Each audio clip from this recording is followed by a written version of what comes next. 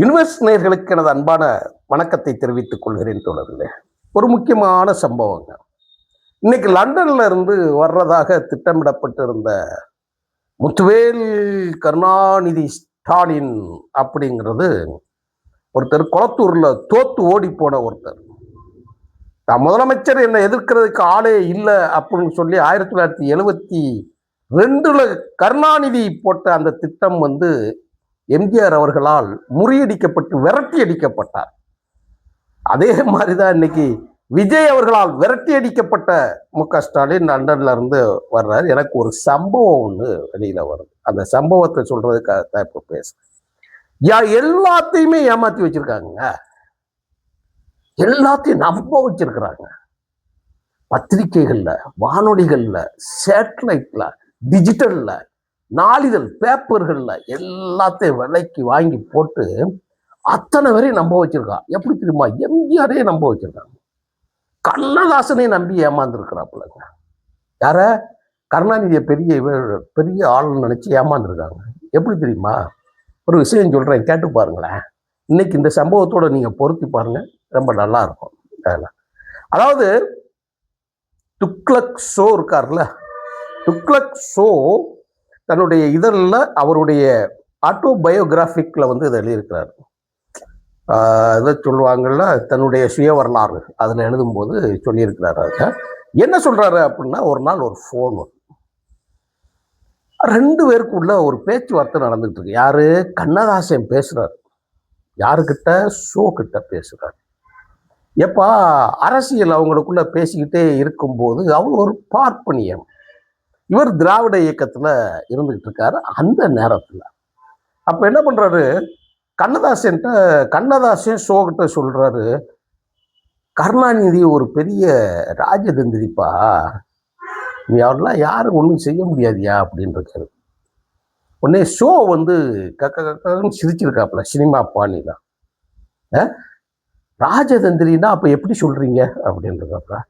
நான் இன்னொன்று சொன்னா உனக்கு தெரியட்டுமா அப்படின்னு சொல்லிட்டு சொல்றாரா, பெரிய இந்த 2ஆம் உலகப் போர்ல வெற்றி பெற்ற வின்ஸ்டன் சர்ச்சில் இருக்காப்புல, வின்ஸ்டன் சர்ச்சிலுக்கு இணையானவப்பாக கருணாநிதியே, நீ ஒண்ணு நினைக்கிற மாதிரி சாதாரண ஆள் கிடையாதுன்னு இருக்காப்புல. அப்புறம் விழுந்து விழுந்து சிரிச்சிருக்காப்புல.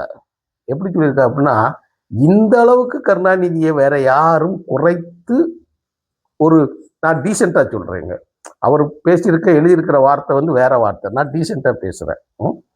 இவ்வளவு கேவலமா யாரும் சொல்ல முடியாது, நீங்க திட்டல்ல செய்றீங்க அப்படின்னு இருக்காரு. ஏன்பா அப்படி வைக்கிற அப்படின்னு கேட்ட உடனே, அப்படி இல்லைங்க அப்படின்னு சொல்லிட்டு ஷோ சொல்றாங்க. எங்க இது நான் சொல்றதுதான் சொல்றேன், என்கிட்ட ஆதாரம் இருக்கு, வேணா நீங்க கேட்டால் நான் கொடுக்குறேன், முழு ஆதாரத்தோட தான் சொல்றேன். என்ன சொல்றாப்புல, 1948ஆம் ஆண்டு, அதாவது சுதந்திரம் அடைந்த 2-3 மாதங்களுக்குள் மகாத்மா காந்தி அவர்கள் சுட்டுக் கொல்லப்பட்டார், இறந்துட்டார்.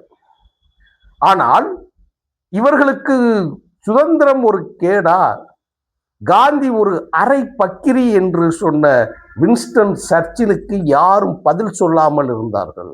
நல்லா கேட்டுக்கணும், காந்தியவே அரை நிர்வாண பக்ரின்னு சொன்னதை யாரும் மறுப்பு சொல்லக்கூட அன்னைக்கு ஆள் கிடையாது. அதுக்கு அவளுக்கு ஒரு கேவலமான ஒரு உடல் மொழியில பேசுறதுக்கு இதுவே கிடையாது. ஆனால் அதை இன்று கண்ணதாசன் வின்ஸ்டன் சர்ச்சிலை கருணாநிதியோடு ஒப்பிட்டதோடு அதற்கு பதில் சொல்லிவிட்டாருன்னு சொல்லிட்டார். இதை துக்ளக்ல எழுதவே செஞ்சிட்டார். அப்போ உங்களுக்கு புரியுதா? அரை நிர்வாண பக்கிரி அப்படின்னு சொல்லி காந்திக்கு யாரும் பதில் சொல்லலை. இல்லை, அதை விட இழிவான ஒரு பொருள், குறைவான ஒரு பொருள் படும்படி சர்ச்சிலோடு ஒப்பிட்டு வின்ஸ்டன் சர்ச்சில பழி தீர்த்துட்டாப்புல. யார? கருணாநிதியோட சொல்லி சர்ச்சில பழி தீர்த்துட்டாப்புல கண்ணதாசன் அப்படின்னு சொல்லி எழுதிட்டாப்புல. இத கண்ணதாசனும் படிச்சுட்டார். படிச்ச உடனே அதை ரொம்ப நாள் சொல்லவே இல்லையா, ரொம்ப முடிச்சுட்டு ரொம்ப ஒரு சம்பவம், முக்கியமான சம்பவம், எம்ஜிஆரை தொடுகிற போது, எம்ஜிஆரோடு விளையாட நினைத்த போது, எம்ஜிஆரை அழிக்க முனைந்த போது, எம்ஜிஆரை அரசியலிலிருந்து அப்புறப்படுத்த நினைத்த போது, கருணாநிதியின் சூதுவை இதற்கு சாட்சியாக பழி வாங்குவது போல் ஷோவுக்கு சொல்லலாம் என்று சொல்லி கண்ணதாசை ஒரு ரிங் பண்றார். ட்ரிங் ட்ரிங் அடிக்கிறார்.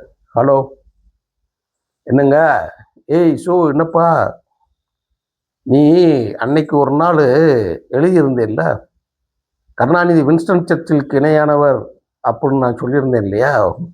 அதுக்கு நீ என்ன எழுதியிருந்த? கருணாநிதியோட ஒப்பிட்டு காந்தியை பழிதிட்டு கொண்டது மாதிரி நீ எழுதிட்டே இல்லையா? காந்தியை சொன்னதற்கு பழிதிட்ட மாதிரி எழுதிட்டே. இன்னைக்கு ஒரு சம்பவம் நான் சொல்றேன், கேட்டுப்பாரு. கருணாநிதி எவ்வளவு பெரிய ராஜதந்திரி என்பது உனக்கு தெரியும்னு சொல்லியிருக்காரு. சரி, என்னப்பா அப்படி என்ன சம்பவம் நடக்கு அப்படின்றாப்புல. யார்கிட்டையும் சொல்லாத நான் சொல்றேன்னு, எம்ஜிஆரை கட்சியிலிருந்து நீக்குவதற்கு கருணாநிதி திட்டமிட்டிருக்கிறார். இன்னைக்கு சாயங்காலம் அதான் பெரிய நியூஸ் ஆக போது, வேணா நீ பார்த்து கொண்டிருக்க. ஐயா, இது என்ன பெரிய விஷயமெல்லாம் இல்லையே. யாரும் சொல்றாப்புல, எம்ஜிஆரை கட்சியை விட்டு நீக்கினா கருணாநிதி தான் தோத்துருவாப்புல, எம்ஜிஆருக்கு பெரிய தோல்வி எல்லாம் கிடையாது அப்படின்னு சொல்லியிருக்காப்புல. அதை என்னங்க இப்படி சொல்றீங்க? அவர் முதலமைச்சரா இருக்கிறவங்க, நீ என்னமோ சொன்னேன்ல, அவர் ராஜதந்திரின்னு சொன்னதுக்கு நீ என்ன கேள்வி பண்ணி நீ எழுதியிருக்கேன்னா ஒரு நாள், இன்னைக்கு பாரு எம்ஜிஆரோட கதி என்ன ஆக போகுதுன்னு உடனே அப்பயும் கக்கன்னு சிரிச்சிருக்காப்புல. அதை ராஜதந்திரி செய்யணும்னு அவசியம் இல்லை அப்படின்னு சொல்லிட்டு ஒரு பேட் வேர்ட்ஸ் சொல்லி, அந்த மாதிரி கேஸுக தான் எம்ஜிஆரை மாதிரி ஆள்களை தொட முடியும். எம்ஜிஆரை எவனும் தொட முடியாது. எம்ஜிஆரை நீக்கினால் கருணாநிதி தான் தோப்பாவை தவிர எம்ஜிஆரை தோற்கடிக்க முடியாது. சரிப்பா பார்த்துருவோம் பாருங்க. சரி, வேணா பார்த்துருங்க அப்படின்றது. சம்பவம் நடந்துருச்சு. சொல்லுவல்ல, உயர்நிலை குழு செயற்குழு கூட்டங்கள் எல்லாம் நடந்து முடிஞ்சு தூக்கி போட்டாச்சு. யாரா? எம்ஜிஆரை கட்சியை விட்டு நீக்கியாச்சு. எம்ஜிஆர் சத்யா ஸ்டுடியோல உட்காந்து இனிப்பு சாப்பிட்டார். கிளம்ப முடிஞ்சு போச்சு. தமிழ்நாடு முழுவதும் தீப்பிடித்து எரிகிறது. தமிழ்நாடு முழுவதும் திமுக, அதாவது கருப்பு சிவப்பு வேட்டி, கருணாநிதியை தலைவராக ஏற்றுக்கொண்ட எவனும் வீட்டை விட்டே வெளியே வர முடியல. சட்டமன்ற உறுப்பினர்கள் செல்ல முடியல, நாடாளுமன்ற உறுப்பினர்கள் செல்ல முடியல, உள்ளாட்சித்துறையில இருக்கக்கூடிய யாரும் வெளியில செல்ல முடியல. அந்த அளவுக்கு பெரும் பிரச்சனை. சாதாரண ரிக்ஷா தொழிலாளிகள் இருந்து, விவசாயிகள் இருந்து, கைத்தொழில் செய்கிறவர்கள் அத்தனை பேருமே போய் திமுக காரனோட ஒரிஜினல் போய் தட்டி கேட்டு கதவை பிடிச்சி இழுத்து மன்னிப்பு கேட்க வைக்கிறதுக்கு போறாங்க. எல்லாம் கற்பனைக்கு எட்டாத ஒரு கலவரங்கள் தீப்பிடிச்சு எரியுது. ஒண்ணுமே முடியல. அப்போ ஃபோன் போட்டிருக்காப்புல. ஃபோன் போட்டு, என்ன கண்ணதாசன், நீங்க என்னவோ சொன்னீங்க, இன்னைக்கு என்ன நடக்கு பார்த்தீங்களா? எம்ஜிஆர் மீது நீ இன்னைக்கு அவர் முதலமைச்சர்ப்பா, இதெல்லாம் ஒரு தூசு. இது ஒரு நாள் 2 நாள் இருப்பாங்க, நசுக்கி தூக்கி எரிஞ்சிருவாங்கப்பா. அதுக்கு பிறகு இவெல்லாம் எங்கேயும் போயிடுவாங்கப்பா. 1 வாரம் ஆகிவிட்டது, 1 மாதம் ஆகிவிட்டது. இந்திய அரசியலிலே எங்கும் நடக்காத ஒரு பரபரப்பு சூழல்கள் பத்தி கொண்டு எரிகிறது. கருணாநிதியை விட்டு வெளியில வர முடியாத அளவுக்கு நடக்குது. ஐயோ, தெரியாம தொட்டுட்டோமோ அப்படிங்கிற நேரத்திற்குள், கண்ணு மிக்கிற நேரத்தில் மாயத்தேவர் திண்டுக்கல் தேர்தல் வந்துருச்சு. எம்ஜிஆர் வெற்றி பெற்று விட்டார். கருணாநிதி டவுன். ஆளுங்கட்சியாக இருக்கிற பொழுது தோற்று ஓடுது கட்சி. இப்ப திருப்பி போன் பண்றாரு. என்ன சொல்றீங்க? யார ராஜதந்திரிங்கிறீங்க? ராஜதந்திரின்னா என்ன தெரியுமா? புறக்கணிக்கப்பட்ட ஒருவரை அவர் ஒரு அமைப்பை துவக்கி அதை கட்சியாக மாற்றி ஒரு சின்னத்தை பெற்று உடனடியாக வெற்றி பெற்று தன்னை விளக்கியவனை தோற்கடித்து புறமுதுகு காட்ட வைத்து இருக்கிறாரே, அவர்தான் ராஜதந்திரி. கருணாநிதி யார் என்பதை நீங்களே தெரிஞ்சுக்கோங்கன்னு. அப்பதான் கண்ணதாசன் இருக்காப்புல, எப்பா இல்லப்பா சட்டமன்ற தேர்தல் வந்த வெயிட் அண்ட் சீ பார்ப்போன்னு இருக்காப்புல. சட்டமன்ற தேர்தலும் வருது. சட்டமன்ற தேர்தலில் கருணாநிதியை கடைசியில் வீட்டுக்கே மூட்டை கட்டி அனுப்பி வச்சாச்சு. எந்த பதவியை வைத்துக்கொண்டு, யார் மூலமாக பதவியை பெற்றுக்கொண்டு அவரவே தூக்கி எறிந்த கருணாநிதியை மக்கள் தூக்கி எறிந்த பிறகு மீண்டும் கண்ணதாசனுக்கு போன் போட்டிருக்காரு. என்ன கண்ணதாசன், ராஜதந்திரி எங்க இருக்காருன்னு கேட்டிருக்காரு. எப்பா சும்மா இருப்பா, தெரியாம சொல்லிட்டேன், நீ சொன்னதுதான்ப்பா உண்மை. உண்மையிலேயே எம்ஜிஆர் மக்கள் தலைவர் என்பதை நான் ஏற்றுக்கிறேன்ப்பா, விடுப்பா, நான் இப்படியெல்லாம் நினைக்கலப்பான். அதுதான் இன்னைக்கு நடந்திருக்கு. தன்னை அந்த கருணாநிதி போல் கருணாநிதியே தோற்று ஓடியத அவருடைய மகன் இன்னொருத்தரை வெற்றி கொள்ள முடியுமா? அவங்களுடைய உண்மையான வரலாறை தெரிந்து கொள்ள முடியுமா? நீங்க இதை இன்றைய அரசியல் சூழலோட பொருத்தி பார்க்கணும். இன்னைக்கு ஏர்போர்ட்ல பாவம் போய் நிக்கிறாங்க. இன்னைக்கு எழுதி வச்சுக்கோங்க, ஜோசப் விஜய் என்கின்ற எம்ஜிஆருக்கு நிகராக புகழ்பெற்ற ஒரு நடிகர் இன்றைக்கு நம்ம ஏற்றுக்கொண்டுதான் ஆகவேனா. ரிசல்ட் அப்படித்தாரு. கேட்டா 108 தானங்க. அதெல்லாம் ஒண்ணும் இல்லைங்க, அதெல்லாம் ஒன்றுமே கிடையாது. 3ஆம் இடத்திற்கு தூக்கி எறியப்படக்கூடிய காலம் ரொம்பலாம் கிடையாது. நீ யாரை ரொம்ப இழிவாக குறைத்து மதிப்பிட்டு இருந்தாயோ அவர்கள் உங்களை துடைத்து எறிந்து விட்ட கதை தான். இந்த கண்ணதாசன் ஷோவோட உரையாடலை கூட அப்படியே நினைச்சு வச்சுட்டு அன்னைக்கு நடக்கக்கூடிய சம்பவத்தோடு நீங்க கோர்த்து பார்த்தீங்க அப்படின்னா வரலாறு மீண்டும் திரும்புகிறது என்றுதான் நாம் சொல்ல வேண்டும் தோழர்களே. ஆனால் திமுக எந்த காலத்திலேயும் மக்களால் ஏற்றுக்கொள்ளப்பட்ட ஒரு கட்சி அல்ல.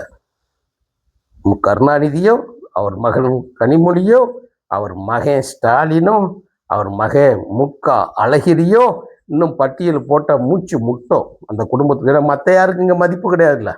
மற்ற எல்லாரும் அவங்கள பொறுத்த வரைக்கும் துரோகிகள் தானே. அதாவது களவாண்டவனே களவாணின்னு சொல்லிக்கிட்டு ஓடுறதுக்கு போயெல்லாம் முன்னாடி ஒரு ஓடிக்கிட்டு இருக்கான்னு வச்சுக்கோங்களேன். என்ன செய்வீங்க நீங்க? எத்தனை காலம் ஏமாற்றுவார் இந்த நாட்டிலே?